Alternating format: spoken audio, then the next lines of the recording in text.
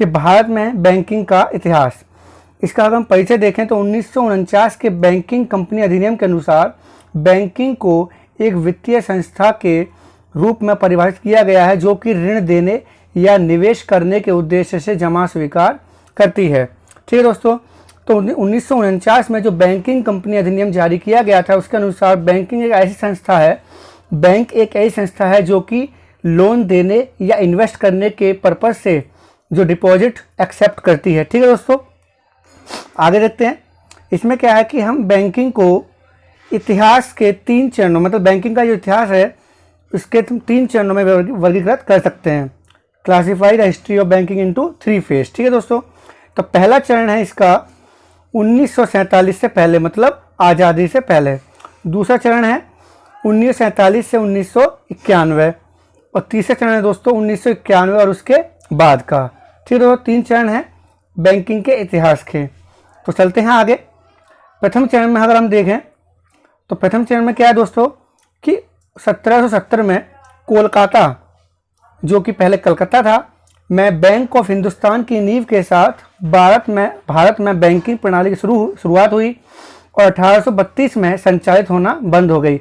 मतलब जो bank of Hindustan थी दोस्तों 1770 में चालू हुई थी और 1832 में वो बंद हो गई थी। उसके बाद काफ़ी सारे बैंक आए लेकिन वो सफल नहीं हुए, जैसे जनरल बैंक ऑफ इंडिया 1786 से 1791 तक रहा था वो, और अवध वाणिज्यिक बैंक भारत का पहला वाणिज्यिक बैंक था दोस्तों, तो ये 1818 से 1958 तक रहा था। जो अवध कॉमर्शियल बैंक है इसको हम first commercial bank of India कहते हैं, तो इसको आप याद रखेंगे। ठीक है दोस्तों, चलते हैं आगे। अब आगे क्या है इसमें कि जो बैंक असफल हो गए लेकिन कुछ बैंक सफल भी रहे थे, जैसे कि इलाहाबाद बैंक 1865 में इसकी स्थापना हुई थी। पंजाब नेशनल बैंक 1894 में स्थापना हुई थी, लाहौर में इसका मुख्यालय था सबसे पहले। बैंक ऑफ इंडिया 1906 में इसकी स्थापना हुई थी। बैंक ऑफ बड़ौदा 1908 में स्थापना हुई थी और सेंट्रल बैंक ऑफ इंडिया 1911, जो कि ये सफल बैंक थे। ठीक है दोस्तों, और कुछ बैंक थे जैसे बैंक ऑफ बंगाल 1806 में स्थापना हुई थी, bank of Bombay, bank of Madras, इन सभी को 1921 में मिलाकर इंपीरियल बैंक ऑफ इंडिया के रूप में मर्ज कर दिया गया, जिसको बाद में क्या कहा गया दोस्तों, इंपीरियल बैंक ऑफ इंडिया। और बाद में इसी इंपीरियल बैंक ऑफ इंडिया का नाम बदलकर क्या कर दिया गया दोस्तों 1955 में भारतीय स्टेट बैंक कर दिया गया। कब कर दिया गया दोस्तों 1955 में भारतीय स्टेट बैंक कर दिया गया। मतलब अभी जो SBI है इसका पुराना नाम क्या था, इंपीरियल बैंक ऑफ इंडिया, जो कि bank of Bengal, bank of Bombay और बैंक ऑफ मद्रास को मिलाकर बनाया गया था। ठीक है दोस्तों, 1955 में भारतीय स्टेट बैंक इसका नाम रख दिया गया। चलिए आगे चलते हैं। आगे देखिए दोस्तों, अप्रैल 1935 में भारतीय रिजर्व बैंक का गठन हिल्टन यंग कमीशन 1926 में जो स्थापित हुआ था, इसकी सिफारिश के आधार पर किया गया। इस समय अवधि में अधिकांश बैंक आकार में छोटे थे और असफलताओं की उच्च दर से पीड़ित थे, क्योंकि काफ़ी सारे बैंक जो थे वो छोटे थे और अनसक्सेस हो रहे थे। इसी के लिए हिल्टन यंग कमीशन, जो कि 1926 में स्थापित हुआ था, उसने सिफारिश की और अप्रैल 1935 में भारतीय रिजर्व बैंक का गठन कर दिया गया। ठीक है दोस्तों, याद रखिएगा कौन सा कमीशन था, हिल्टन यंग कमीशन, जो कि सेटअप हुआ था 1926 में। आगे चलते हैं दूसरे चरण पर। अब है 1947 के बाद का चरण। ठीक है दोस्तों, यहाँ पे हम बात करेंगे बैंकों के राष्ट्रीयकरण की। तो मोटे तौर पर इस चरण की मुख्य विशेषता क्या है दोस्तों, बैंक का राष्ट्रीयकरण। आर्थिक नियोजन की दृष्टि से राष्ट्रीयकरण एक प्रभावी उपाय के रूप में उभरा। भारत में राष्ट्रीयकरण की आवश्यकता क्या जरूरत पड़ी थी कि जो बैंक थे ज़्यादातर बड़े उद्योगों और व्यवसायिक घरानों की जरूरतों को पूरा करते हैं। ठीक है दोस्तों, दूसरा क्या था, कृषि, लघु उद्योग और निर्यात जैसे क्षेत्र पिछड़ रहे थे, क्योंकि जो जैसे एग्रीकल्चर है, छोटे मोटे बिजनेस हैं और जो एक्सपोर्ट है, ठीक है दोस्तों, ये तो मतलब ये इनका काम ज़्यादा नहीं चल रहा था, पिछड़ रहे थे। और गरीब जनता का साहूकार द्वारा शोषण किया जाता रहा था। जो साहूकार थे गरीब लोगों से पैसे लेकर उनका शोषण कर रहे थे। लेकिन क्या किया गया कि इसके बाद 1949 में 1 जनवरी को भारतीय रिजर्व बैंक का राष्ट्रीयकरण किया गया। RBI की स्थापना हुई थी दोस्तों 1935 अप्रैल में और 1 जनवरी 1949 को इसका राष्ट्रीयकरण कर दिया गया। तो इस पॉइंट को आप याद रखेंगे। ठीक है दोस्तों, आगे चलते हैं। आगे देखते हैं हम भारतीय रिजर्व बैंक के साथ साथ 14 अन्य बैंकों का भी राष्ट्रीयकरण किया गया था 19 जुलाई 1969 को। ठीक है दोस्तों, जबकि जो प्रधानमंत्री थी कौन थी, श्रीमती इंदिरा गांधी जी थी 1969 में। तो ये सारी 14 बैंकें हैं जिनका राष्ट्रीयकरण पहले चरण में किया गया था। ठीक है दोस्तों, आगे देखें तो इसके बाद 6 और बैंकों का राष्ट्रीयकरण किया गया था अप्रैल 1980 में। ठीक है दोस्तों, कब किया गया था? अप्रैल 1980 में, जिसमें ये 6 बैंकें थी। पहले चरण में किया गया था इन 14 बैंकों का राष्ट्रीयकरण और उसके बाद दूसरे चरण में किया गया था 6 बैंकों का राष्ट्रीयकरण। कुल मिला के 20 बैंकों का राष्ट्रीयकरण हो चुका था अप्रैल तक। ठीक है दोस्तों, आगे चलते हैं हम। आगे फिर नरसिम्हन समिति आई, उसके सिफारिश पर आरआरबी जिनको हम कहते हैं क्षेत्रीय ग्रामीण बैंक का गठन कब किया गया दोस्तों? 2 अक्टूबर 1975 को। इनका जो गठन किया गया था, जो ग्रामीण क्षेत्र हैं उनकी बड़ी आबादी है, उनकी सेवा करने के लिए और उनके वित्तीय समावेशन को बढ़ावा देने के लिए। ठीक है दोस्तों, इसी के साथ साथ नाबार्ड की स्थापना 1982 में की गई, एक्सिम बैंक की स्थापना 1982 में की गई, एनएचबी नेशनल हाउसिंग बैंक की स्थापना की गई दोस्तों 1988 में और सिडबी इसकी स्थापना की गई 1990 में। ये सब किसकी कौन समिति के आधार पर की गई थी? नरसिम्हन समिति के आधार पर की गई थी। ठीक है दोस्तों, तो याद रखिएगा नरसिम्हन समिति के आधार पर आरआरबी जो क्षेत्रीय ग्रामीण बैंक है उनका गठन किया गया 2 अक्टूबर 1975 को। आगे चलते हैं। आगे देखा गया दोस्तों कि राष्ट्रीयकरण से क्या इफेक्ट हुआ, इसका क्या इम्पैक्ट पड़ा। तो क्या इम्पैक्ट पड़ा दोस्तों कि बैंकिंग प्रणाली में बेहतर दक्षता मतलब अच्छी एफिशिएंसी मिली और जनता का बैंकिंग पर विश्वास बढ़ा। अगला पॉइंट है दोस्तों कृषि, लघु और मध्यम उद्योग, जो छोटे मोटे बिजनेस से एग्रीकल्चर थे, इनको जो पैसा मिलना शुरू हो गया और इनका आर्थिक विकास होने लगा। अगला पॉइंट है दोस्तों ग्रामीण क्षेत्रों में बैंक शाखाओं की पैठ बढ़ी, मतलब ग्रामीण क्षेत्रों में बैंकिंग की जो शाखाएं थी, ब्रांचेस थी, उनमें इंक्रीजमेंट देखने को मिला, जिससे कि ग्रामीण वासियों को अत्यधिक फायदा हुआ। आगे देखते हैं तीसरे चरण पर। तीसरे चरण क्या कहता है दोस्तों कि वर्ष 1991 में नरसिम्हन समिति ने फिर सिफारिश की। क्या सिफारिश की कि बैंकिंग प्रणाली में जो निजी क्षेत्रीय कंपनियां हैं उनको अनुमति दे दी जाए। तो इनके आधार पर 10 निजी इकाइयों को लाइसेंस दिया गया, जिसमें आईसीआईसीआई, एचडीएफसी, एक्सिस बैंक और इंडसलैंड बैंक और डीसीबी बैंक शामिल हैं।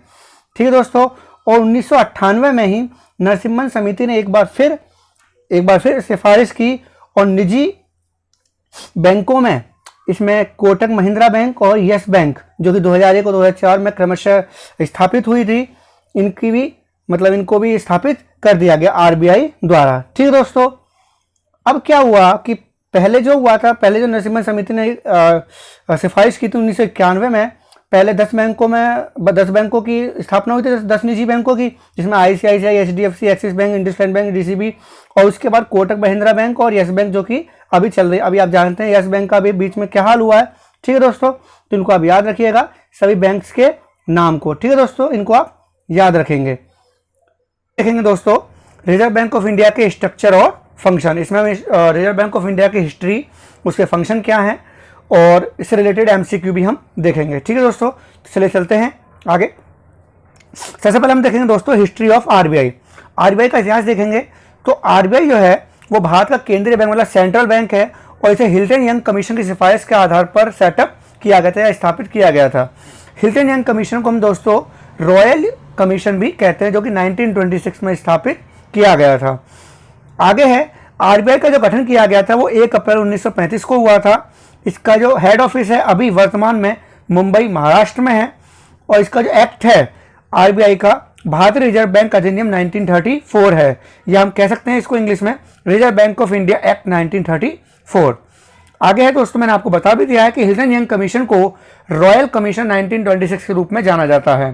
ठीक है दोस्तों, आगे चलते हैं।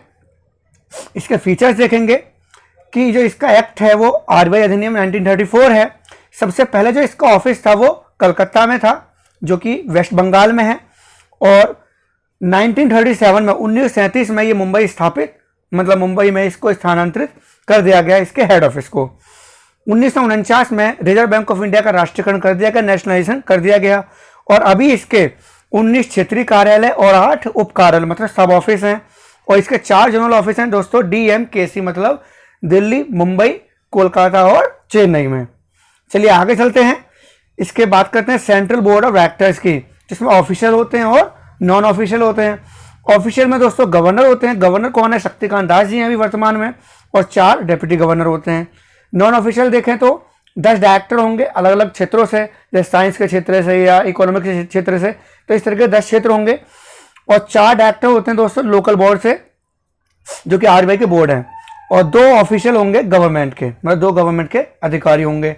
आगे बात करेंगे दोस्तों हम functions of RBI, most important है, इससे क्वेश्चन बनता जरूर है।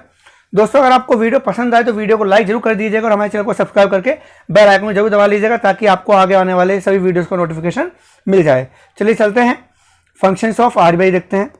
इसमें हम देखेंगे दोस्तों कि पहला है मौद्रिक नीति की निगरानी करना, मतलब महंगाई है या मंदी है, इस चीज का निगरानी कौन करता है? आरबीआई। इसके बाद सरकार का बैंकर, मतलब सरकार के लिए लेन देन का जो कार्य करता है वो आरबीआई करता है। बैंकों का बैंक, मतलब जो पब्लिक सेक्टर बैंक है या प्राइवेट सेक्टर बैंक है या कोऑपरेटिव बैंक है, ये दोस्तों क्या करते हैं कि आरबीआई के साथ ही लेन देन करते हैं, उससे पैसे लेते हैं, उसी को पैसे देते हैं, इसलिए इसको कहते हैं बैंकों का बैंक। इसके बाद है बैंक नोट जारी करना, बैंकों की जो करेंसी होती है नोट वाली करेंसी, उसको जारी करने का काम किसका होता है? आरबीआई का। ऋण नियंत्रक, जो पब्लिक सेक्टर बैंक है उनको लिए लोन देना है या नहीं देना है, इसको कंट्रोल कौन करता है दोस्तों? आरबीआई, मतलब रिजर्व बैंक ऑफ इंडिया। इसके बाद बैंकिंग में या वित्त प्रणाली में लोगों का विश्वास बना रहे, इस चीज को भी कौन देखता है? आरबीआई देखता है। अंतिम उपाय के ऋणदाता, और लास्ट में जब पब्लिक सेक्टर बैंक लोन ना दे पाए तो जब लोग अप्रोच करेंगे बैंक से कि लोन लेने के लिए, तो वो पब्लिक सेक्टर बैंक क्या करेगा? वो आरबीआई से लोन लेगा। तो सबसे अंत में जो ऋणदाता है वो कौन है? वो आरबीआई है। इसके बाद फॉरेक्स को भी यही नियंत्रित करता है। आगे दोस्तों हम कुछ जनरल टर्म्स देख लेते हैं, जैसे कैश रिजर्व रेशो, सीआरआर है।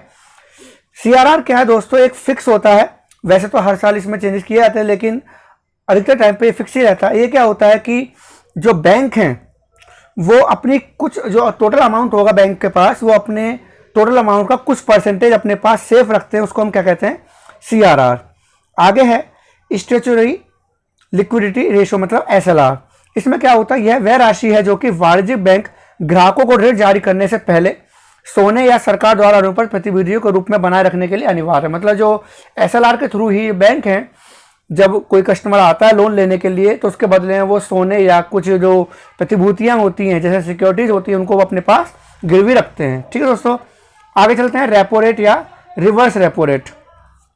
ये क्या दोस्तों? मोस्ट इंपॉर्टेंट है, आप इसको याद रखेंगे। रेपो रेट दर वह दर होती है जिस पर कि जो बैंक हैं वो आरबीआई से लोन लेते हैं।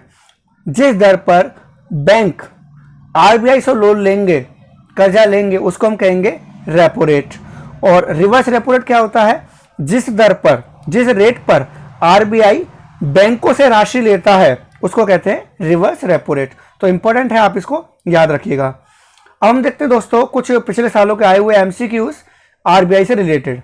चलिए आगे चलते हैं। पहला प्रश्न है कि किस आयोग की सिफारिश पर भारतीय रिजर्व बैंक की स्थापना की गई थी? तो आप जानते हैं ये हिल्टन यंग कमीशन के सिफारिश के आधार पर की गई थी। इसका दूसरा नाम क्या है? रॉयल कमीशन, जो कि 1926 में स्थापित हुआ था। और भारतीय रिजर्व बैंक की स्थापना कब हुई थी दोस्तों? 1 अप्रैल 1935 में, और नेशनलाइजेशन हुआ था इसका 1949 में। चलिए आगे चलते हैं। Who mint the coins in India, मतलब जो सिक्के होते हैं उनकी ढलाई कौन करता है? तो उनकी ढलाई करता है दोस्तों वित्त मंत्रालय, और अभी वित्त मंत्री कौन है? निर्मला सीतारमण जी। आगे चलते हैं क्वेश्चन नंबर 3 पर। भारतीय मूल के भारतीय रिजर्व बैंक के सबसे पहले गवर्नर कौन थे? मतलब जो भारतीय रिजर्व बैंक है उसके सबसे पहले भारतीय गवर्नर कौन थे? वो थे दोस्तों सीडी देशमुख। और वैसे सबसे पहले पूछे जाए जो अंग्रेजी सरकार के थे वो थे दोस्तों ओसबॉर्न स्मिथ। आगे चलते हैं। प्रश्न नंबर 4 है, इसे पूछा गया भारतीय रिजर्व बैंक का लेखा वर्ष कब से कब तक होता है? तो ये होता है दोस्तों 1 जुलाई से 30 जून तक। आप याद रखेंगे इसको, इंपॉर्टेंट क्वेश्चन है। आगे चलते हैं। Which of the following is not the work of RBI, इनमें से कौन सा आरबीआई कार्य नहीं है? तो कृषि विकास के लिए किसानों को सीधे धन आवंटित करना। कृषि विकास के लिए किसानों को सीधे धन जो है वो आरबीआई नहीं भेजता है, उनको भेजते हैं पब्लिक सेक्टर बैंक या जो भी कोऑपरेटिव बैंक होते हैं। जो आरबीआई है वो इन बैंक को अप्रोच करता है, ये बैंक उन किसानों को अप्रोच करेंगे। ठीक है दोस्तों, तो ये हमारा सेकंड पार्ट था। अगर आपको वीडियो पसंद आया हो तो प्लीज़ वीडियो को लाइक कीजिएगा, अपने फ्रेंड्स के साथ शेयर कीजिएगा और हमारे चैनल को सब्सक्राइब करके बेल आइकन को जरूर दबा लीजिएगा।